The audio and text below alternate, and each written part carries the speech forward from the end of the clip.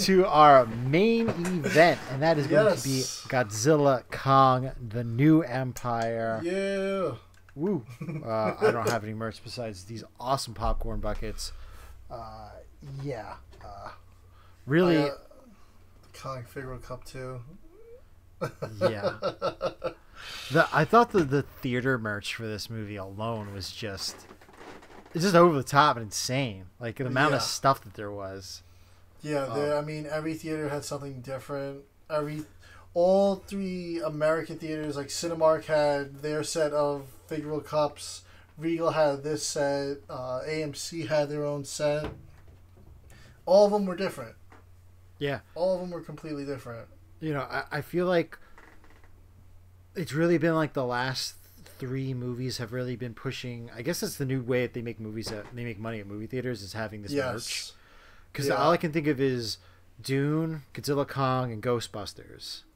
Oh yeah, the Ghostbusters. That was really like the movies that I've seen that are like big on the merchandising in the theaters. Yeah. I know the Mario popcorn bucket was a big seller. There was another they've one been doing specialty popcorn back. buckets. Like it's been a thing for like the last year or two, but I feel like it's gotten really big the last like 4 months. Yeah, it's like blown up. Yeah, the movie theater merch is like... There was literally just articles recently I was reading. They were like, oh, the popcorn bucket is the secret movie theater moneymaker now. It is. Yeah. And yeah, the merch is awesome. Because, I mean, you think about it and they're just like, oh yeah, we'll refill the bucket that you bring back. Like, they don't care. Yeah. As long as you come back to the theater. Yeah. They don't care what novelty bucket you have. Exactly. And, you know... Like last time around for Godzilla vs. Kong, prior to COVID and everything, we used to go to the movies a lot. Oh, yeah. Multiple we would see every Marvel movie, the DC movies. We would be seeing we'd be going to the movies like, possibly twice a month, 3 times a month. So I was always the one buying the tickets, so I was building up like those Regal credits, and then I knew the Godzilla vs. Kong merch would be coming. And back then, it was just like you cash it in on the app and you get your merch. That's how you get it. They didn't sell it in theaters. A T-shirt or a figure or a poster. I got a nice bundle. I got they had like a bundle. I got a T-shirt, a hat, a poster. I don't know what else I got. I got a notebook, I believe, and then I was able to order some separate posters too. So I got a nice amount of merch from that. This time around, we got all this merch. I wish we could have ordered the posters. I know. Maybe some of the premiere night people got the IMAX posters. We didn't get to make the premiere night, so we might have missed out on that. But what can you do? I mean, who knows? They'll be popping up on the stores maybe. I've seen some listings. They're not going for a ton of money on eBay, which is good. So if we really wanted, we could go hunt those down for like $5 for the poster. Yeah, I'd be willing to pay that. Yeah, but and I guess we'll get into the movie. We're gonna do. Spoiler free first, so this way everybody that just is interested in the movie but doesn't want to get spoiled, they can watch this, and then we'll have a clear like, hey, we're doing spoilers, thanks for watching type of thing. Yeah. So, yeah, I mean, I guess, we'll just go over some basic things. Yeah. I mean, this movie takes place 3 years post Godzilla vs. Kong. And I had no clue that Godzilla vs. Kong took place in 2024. I must have missed that or just never noted that. But this movie takes place in 2027. Yeah, so I feel like they've had trouble kind of establishing a timeline in there, especially with the Monarch TV show. They're really trying to nail down what's what and when everything's happened. I'm kind of wondering if they're like, all right, we got to put some space here so we could work on season 2 or something for Monarch or... squeeze some shows in between, because a 3-year gap is, I feel, pretty significant. Yeah, or like, hey, think about it. 2021 was when the last movie came out. It was set place in 2024. This is 3 years in the future. 2027, is that when the next movie's coming out? Potentially, if I had to guess. Yeah. I hope so. You know, I thought that this movie was. You know, I kind of want to say it was one of the best MonsterVerse movies that has been out so far. Very tight narrative. Kind of moves very, very quickly. Yeah. It's very easy to follow. It is very easy. There's a point in the movie where they pretty much just are like, here's the plot of the movie, and we're going to just explain it to... Yeah, I'm going to explain it to you in about 5 minutes. The whole plot of the movie. What's going on here? Yeah. It was a fun movie. Packed with a lot of monsters. A lot more than I was expecting. Very kaiju heavy. Yes. But I still feel like there was an appropriate amount of human characters that drove the plot forward. Yeah, I really thought Dan Stevens as Trapper Beasley was great. Oh my god. He's got to come back. I feel like almost his whole human cast needs to come back. Yeah, I thought it was a very well balanced cast. You have him and Brian Tyree Henry is back as Bernie, the host of Titan Truth. From the Godzilla crazy conspiracy guy that ends up being right about almost everything. I thought his character was so much better in this movie than he was in Godzilla vs. Mechagodzilla. Like, he was like way too much in the first movie, like with the don't drink this water, don't drink tap water, don't do this. Like, it was like super over the top, like crazy. Now he seems a little more chill. I don't know if because he's experienced Kaiju that close up from Godzilla vs. Mechagodzilla. I liked his character. I thought one of the nitpicky things about this movie was that it is a bit odd how or why Rebecca Hall's Dr. Eileen Andrews goes to him. I get she wanted somebody to think outside the box, but like the fact that he gets so dragged into it is just kind of weird to me, honestly. I think it's that same trope that we've seen throughout the series, and it's, yes, Monarch are the good guys. There's too much bureaucracy, too much red tape to get through. Sometimes you just got to go outside the organization to get what you want. Same thing with Millie Bobby Brown's character arc in the previous 2 movies. Yeah. Like, she is the head of Kong Research, so I guess she's got less red tape to go around. She's like, I'm the head, but she says goes. Yeah. But, yeah, I thought that was a little odd, is just pulling him into it. But you know what? The chemistry between him, Dan Stevens, was fantastic. And even him with Rebecca Hall was great. Then Kaylee Hodel was awesome. I mean, she's mostly between her and Rebecca Hall. Like, the 2 guys are kind of broing it up with each other. They were the comedy duo. Yes. And the girls were the kind of the main stars of the show. Yeah. No, they did great. Rebecca Hall's character kind of serves as a translator a bit. Yes. But there's subtitles and stuff, and she had an important story arc herself too. Yeah. So I don't want to kind of downplay. I mean, she's theoretically the main character, if not the secondary main character. Yeah, she's like I said, she is the head of Kong Research at Monarch, so she's got a lot of pull now too at Monarch. Yeah, basically she's in charge of just Kong. So stuff outside of that, she can't really doesn't really have the power. We see her on the news at the beginning doing interviews about Kong and everything. So she's become the face of Monarch too. Yeah. Now that Monarch has gone public now, yes. Tons of great action. Scar King, great villain. As there's no secret, so that's not really a spoiler. I mean, he's in the trailer. Yeah, and Chimu was cool. It was a character, a kaiju that I wasn't really expecting to be super into, honestly. I thought the design of it, from what we saw, which is from the toys, kind of lacking. So much better in the movie. Yeah. I mean, the Playmates toy for Shimu, in my opinion... Honestly, I feel like all of them are a little Yeah. I like the Haya Toys one. That one looks awesome. Yeah. And that one's a lot better. And then Dope Pope himself has made a rendering of Shimu. So... I ended up liking the design a lot more than I expected. Yeah, it plays a lot better in the movie than it does in all the trailers and the marketing material. At least in my opinion. I know some people are just into it. Yeah. But one of my favorite designs in the movie was on screen for such a short time. Was and it's not Doug. I mean, everybody loves Doug. Doug was on the screen for a short time. Spoiler alert, guys. But yeah, Doug is awesome. Anyway, yeah, I mean, there's a toy. That's not a spoiler either. Yeah. This was not really a spoiler too because there's so much Hollow Earth monsters. So there's a scene where Kong fights a giant eel-like monster.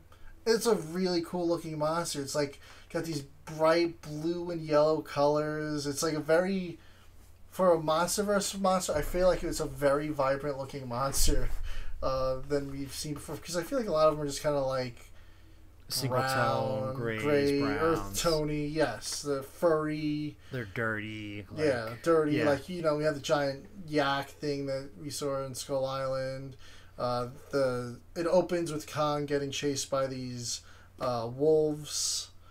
Wart dogs, and then obviously there's whole other things, and even when they first entered Hollow Earth, those flying like bat-like things.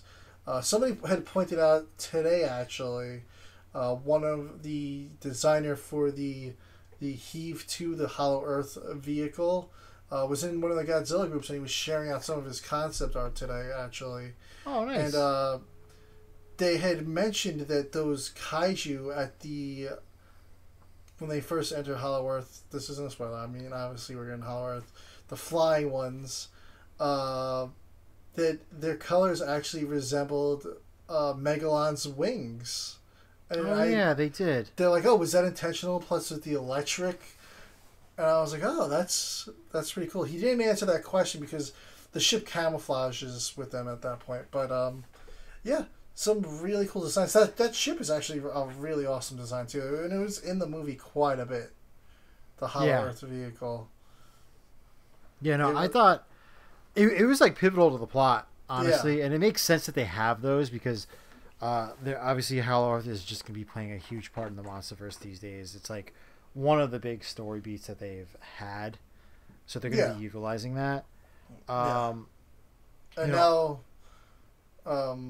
in this movie, I mean, we learn that there's just more sub levels to it. I mean, like in Monarch, we know that there's the Axis Mundi, which is kind of like almost like a world between worlds where time moves differently, and then there's the Hollow Earth, and then there's sub levels and all this other Hollow Earth.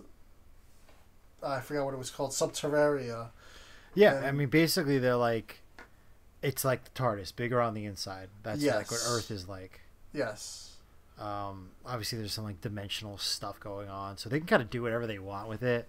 Yeah. I gotta say though, if you guys get motion sickness, one of the opening shots to Hollow Earth is just absolutely, I had to close my eyes for about a second, especially seeing it in IMAX. I was like, whoa. I felt like I was on Flights of Passage for a second. If anyone's been on that ride, it was a little intense. But yeah, I had a fun time. It's a good popcorn flick, and I don't mean that in an insulting way. Like, you just go there, you have a good time.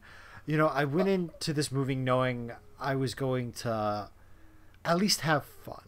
Yeah. And I would say it surpassed those expectations. I actually thoroughly enjoyed the movie. The soundtrack, just helped make that fun even better. The soundtrack was awesome. I've been considering getting the vinyl for it. Yeah, I remember walking out of the theater. One of the first things I was like, I am driving home with this soundtrack blasting. Yeah, it was so good. So many good remixes of classic Godzilla themes. And, it was very well done. Yeah, no, I don't think anybody talked about that soundtrack enough. I just thought that it was just such a well mixed movie. Yeah, I like the -1 soundtrack too. But that's If you're just looking for bops in the car, man, get this one. Yeah, the -1 soundtrack's incredible. But yeah, this is a completely different vibe. I mean, somebody was like, -1 is steak and Godzilla, Kong, the New Empire is just a hamburger. They're both good. Yeah, no, this is This is really something special, and I'm looking forward to what they do with the next one. There's been some teases, like Yeah. like from Adam Wingard, who's going to be doing the next Jurassic Park movie. So there's obviously going to be some type of a gap where he's going to be able to just kind of think about what he's doing. But unless he's not doing it, but yeah, unless he's not doing the next one, because he's like, oh, if I get the chance to do the next, yeah, he's Monsterverse like, movie. it would be like, so one of the things about this movie is like Godzilla vs Kong. This was very Kong focused.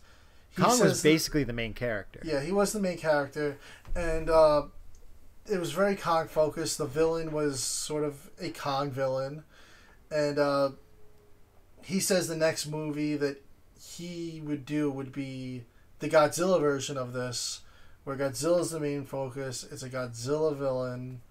A lot of people have speculated it could be Space Godzilla because there's a lot of crystal stuff going on in this. Yeah, but I think he teased that he would like to do not Destroya, but something Destroya inspired. Yeah. Because I don't know, there's licensing stuff with that, and then if you do a Destroya movie, they're gonna expect Godzilla you to just remake the previous movie. Which, if you want to see a Destroya movie, just watch Godzilla vs. Destroya. And if it's you don't also want him to do anything different. One of the highest rated Godzilla movies of all time, too. I mean, it's a big movie to kind of remake. But if you do something inspired by, then yeah. you can do whatever you want and change it up as much as you want, and people really won't get too upset about it. Yeah. Yeah. Yeah, I don't know what I would want to see as a Godzilla villain in here if a classic one comes back. I'm kind of bummed we haven't seen Rodan come back, and I really want my boy Anguirus in a movie. I mean, I want Gigan and Anguirus, honestly. Yeah. Those are like the two Showa era kaiju that we just have not gotten yet, and I'm just kind of like, I feel like it kind of makes sense for them to be there somewhere. Yeah. I have a theory. I've been kind of wanting to save it for if we cover Monarch, but Apex Cybernetics, are they really just building to the background story of how we get Mechagodzilla, or are we going to get a story where we have a kaiju that just keeps getting defeated, and Apex Cybernetics makes it more and more and more cybernetic, and we get Gigan? Like, I mean, it's a good theory. Where you can be like, it's the torture soul kaiju, where it's just like, it doesn't want to do what it's doing. It's fighting against its cybernetics. Like, you could do a story like that. It is a possible story. I mean, there's other kaiju that they could use. I mean, they were able to use Ghidorah's skull for some reason. So why not any other monster? Yeah, and then you can always go the route of like, oh, Hollow Earth. There's a lot of vegetation. Maybe some type of radioactive piece of Godzilla flesh gets knocked off or something, and you have Biollante. They could do so many things with this. Yeah, I mean, they've teased Godzilla's ancestors. They've teased the Godzilla that ate the star, the flying Godzilla, whatever that giant thing was that Kong crossed on his way to Scar King, whatever that monstrous thing was. Yeah, there's just so much that they haven't lore-wise that they can dig into. I mean, the giant monster that they're in at the beginning of 2014 Godzilla that they've never said what it was. Yes, that too. I'm trying to think, where was I going? There's just, there's such a pull from Toho monsters to even the graphic novels, which we did see an appearance of one of those kaijus in this movie. The Godzilla Kong the Hunted is a really cool graphic novel to read. If you still haven't seen this movie, I was just picking up the copy from Amazon or whatever and giving it a read. It's a nice little prequel. It's not necessary reading for this, but the only thing it really builds up is the Godzilla opening scene, and you kind of get from that Godzilla has been going around the globe following Scylla, who we have seen in Godzilla King of the Monsters. I don't think we saw Scylla in Godzilla vs. Kong, but we've seen Scylla before in King of the Monsters. And Scylla's been going around the world attacking different nuclear facilities and sources of nuclear energy, feeding on it, and Godzilla's kind of getting there like a couple hours too late to stop him, and kind of cleans up the remnant nuclear energy that Scylla left behind. So Godzilla's been chasing Scylla around because Scylla's been charging up, but also Godzilla's been trying to charge up, but Scylla's beating him to the punch. Yeah. So that's what we go into in this movie. Yeah, it's like one of those light, like, hey, we're just going to put this out there to kind of guide you into the movie type of comic books. Yeah. Nothing super critical, but a cool read. And there is one other thing that they kind of reference that we'll get into later on, too, with the movie. I mean, obviously, we know Kong has a beast glove. You can't miss it from all the posters. It's in every promotional piece. Yeah. In the Hunted, Kong does face a Pacific Rim-like mech. I mean, the mech's in there for the whole book, so I'm not really spoiling anything for you guys. But, yeah, pretty cool. And a mech does get kind of teased in the New Empire when they are talking about some things. They show an arm that is actually Gypsy Danger's arm from Pacific Rim. Was that the asset that they used? Well, the blueprint that they show was it, but that asset was supposed to be that apparently, but it definitely isn't. I mean, they're never gonna link those two series No. together. There's no reason to ever do that. They could do it in a comic if they There's want. no to. reason. Yeah, no. Everybody That was probably just a cool little nod, like, hey, Yes. remember we made this movie like 10 years ago? Yeah. Yeah. So Like, I don't think that was probably a tease for anything. no, it's definitely not a tease for anything. Everybody wants it to be. I think it should be a comic series if they. It wouldn't make sense. Yeah, it wouldn't. I would love to see it in a comic series. I don't know how they would do it, but they're doing it with Power Rangers. Maybe they did a hollow Earth tunnel accidentally connects to a rift instead, and that's instead of. Yeah. Yeah, I mean, who knows? Yeah, it's like the biggest, like, it has to happen in a comic book, and it has to be like, hey, this is a separate universe type of thing. Yeah. Just like they did with Justice League. Yeah. I haven't read that yet. It's I think that's pretty much near completion, or is gonna be done this month. So I'll have all the books. I have them all already. Just waiting on the final issue. Yeah, but yeah. I mean that's basically what I thought. I thought that Trapper's character was absolutely amazing. No secrets there, and yeah, looking forward to seeing what we're gonna get next in the MonsterVerse. Yeah, there was no post-credit scenes either, so you don't need to hang around for anything. Yeah, and yeah, I guess that kind of wraps up our spoiler-free review. Stick around if you want us. Do you want to hear spoilers, or if you've already watched the movie and just want to know what our opinion is? But yeah, thanks for you guys for watching, and thanks. Please comment, subscribe, tell us what you think of the movie. But yeah, let's get into